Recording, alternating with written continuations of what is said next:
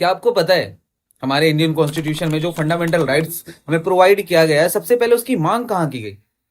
हमारे Indian constitution में हमारे लिए 7 फंडामेंटल राइट्स थे, लेकिन एक फंडामेंटल राइट्स को रिमूव कर दिया गया। वो फंडामेंटल राइट था राइट टू प्रॉपर्टी का। तो अब मेन टॉपिक पे आते हैं कि ये जो फंडामेंटल राइट्स हमें प्रोवाइड किया गया है, इसका इंस्पिरेशन देशों को कहां से मिला?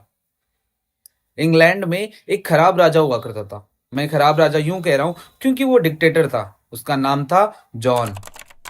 जॉन एक ऐसा राजा था जो बेवजह दूसरे देशों से लड़ाई करता था, वॉर करता था। अब युद्ध कर रहा है तो युद्ध करने के लिए इन्वेस्टमेंट की जरूरत पड़ती थी। तो वो क्या करता था कि जो मंत्री है उनके और वहां के जो नागरिक है उन पे बेवजह टैक्स लगाता था। अगर कोई टैक्स की भरपाई नहीं कर पाता था, पे नहीं कर पाता था, तो उसे जेल में डाल देता था। अब कोई भी फेयर ट्रायल उनके द्वारा नहीं चलाया जाता था, चाहे उनकी गलती हो या ना हो, उन्हें पनिशमेंट मिलना होता था। अब वहां के लोग बहुत ज्यादा परेशान हो गए, मंत्री भी परेशान हो गए। अब उन्होंने सबसे पहले रिटर्न में अपने फंडामेंटल राइट्स की मांग की, जिसे मैग्ना कार्टा का नाम दिया गया।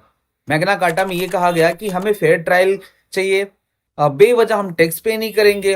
और जब वो मैग्ना कार्टा 1215 में वहां पे लागू हुआ, जब उन्होंने मांग की, उसके बाद धीरे धीरे बाकी देशों ने उससे इंस्पिरेशन लिया और फंडामेंटल राइट्स अपने अपनी कॉन्स्टिट्यूशन में डालना शुरू किया।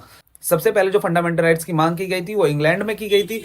जॉन राजा से परेशान होकर वहां के नागरिक और मंत्रियों द्वारा रिटर्न में मांगा गया था।